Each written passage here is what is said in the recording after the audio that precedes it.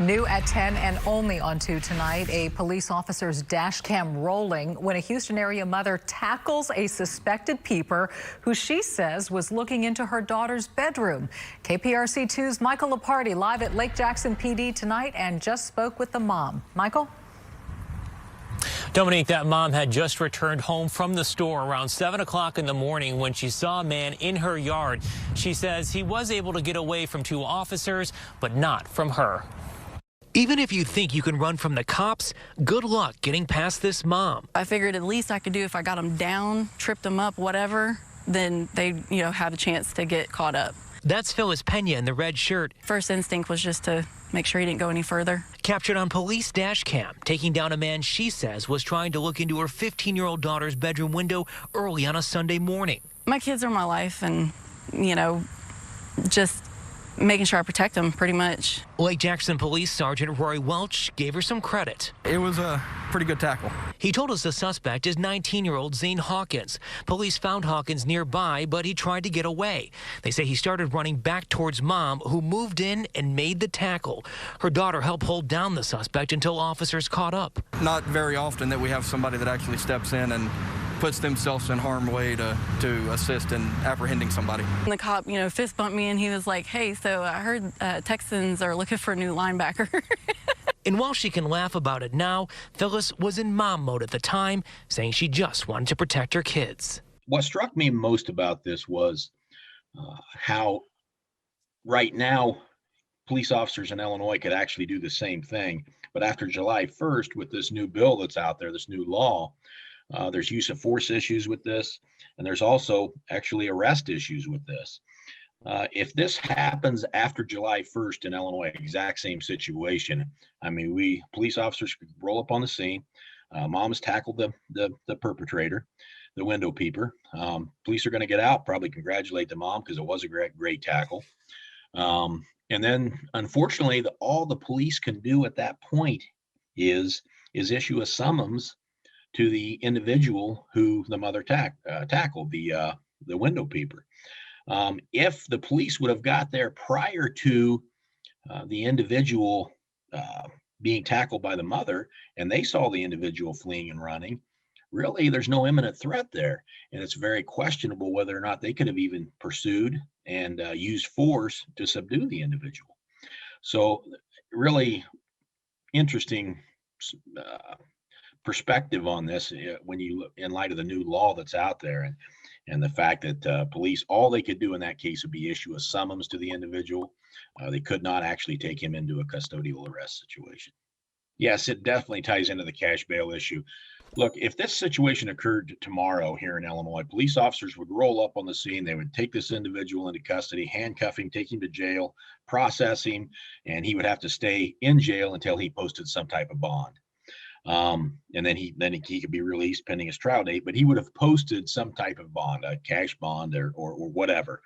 Now, today, if this happens after July 1st, police would just be able to issue him a summons and not take any cash bail. And basically all that is, it's an arrest. Don't get me wrong. It is, when you issue a summons like that, that is considered an arrest, but it's not a custodial arrest. The police can't take that individual into custody. So when the people that author the bill and the people that support the bill, the General Assembly members, tell you, well, the police can still make an arrest in that situation, they're being a little bit disingenuous, because in fact, we do make an arrest by issuing the summons, but it's not a custodial arrest where we actually take them into custody. And I think that's an important fact that people need to understand. So we take this individual into custody, or we issue the summons, we release the individual, and say he doesn't leave. He goes back around the corner and starts to watch through the window again. And mom sees him doing it. What's she do? She confronts him or whatever, calls the police again. We come back out. Guess what? We cannot take him into custody. We have to issue him another summons. That's the way the law is written. It's written, it says we shall issue a summons. It doesn't give us the option that we might, or we may take him into custody, custodial arrest or whatever. It says we shall issue the summons. That's the way it's written. It's very poorly written, but that is the way it's written. So in fact, we would have to issue them another summons, give them another court date, and let them go.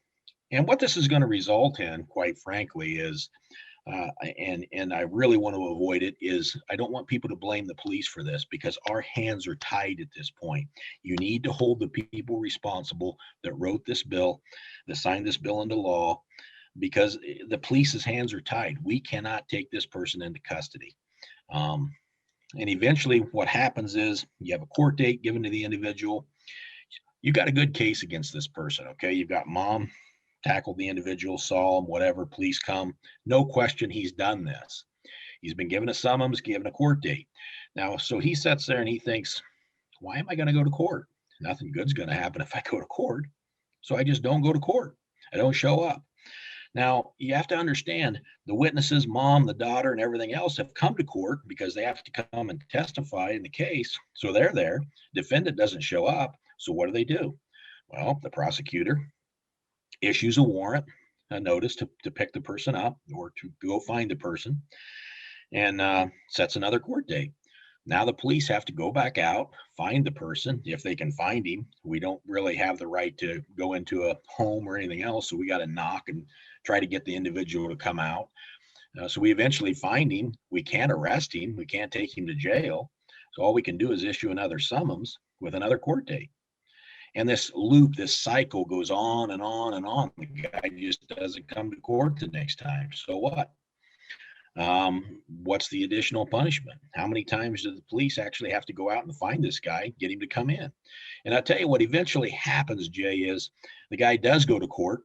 If he's smart and he's a smart criminal, he's actually there at the courthouse watching, and to see when mom and the witnesses don't show up, he goes ahead and goes in, no witnesses, case is dismissed.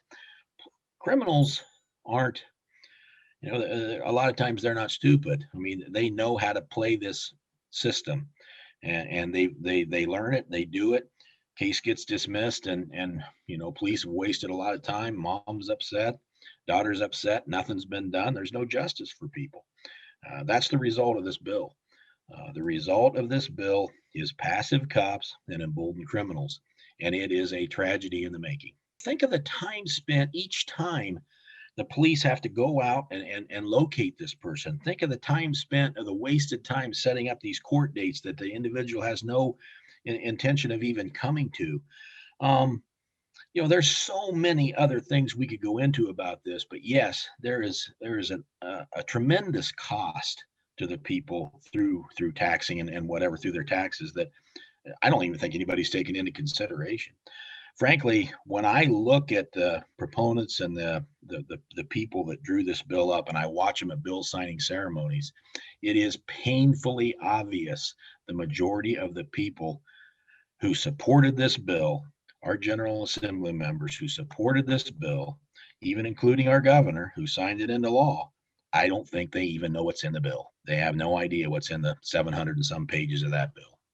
One of the key things that bothers me the most when I see our governor or these General Assembly members who drew up this bill, drew up the language at a bill signing ceremony, when they talk about how this bill will make the citizens of Illinois safer.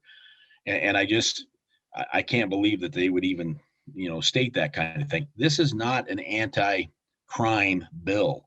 It never was. That's not what it was even designed for. Even the authors of the bill will tell you that. This bill was actually designed as a police reform bill, and frankly, it's a poor police reform bill. This is a punish the police bill. There is absolutely no question of it. It's a punish the police bill, and unfortunately, by doing this, by punishing the police the way the Illinois Legislative Black Caucus wrote this bill up, they're actually endangering the public through this bill. People are going to get hurt. People are going to die. It is going to happen, Jay, because of this bill. And when it happens, I don't want the citizens of Illinois to blame the police for this. We need to hold those folks accountable who drew up, supported, and passed this bill and ultimately signed it into law. I'm very aware of what's going to happen here, certainly in Southern Illinois, or certainly in the rural communities. This situation happens in a rural community, say in my home county, with a community, good farming community citizens down here.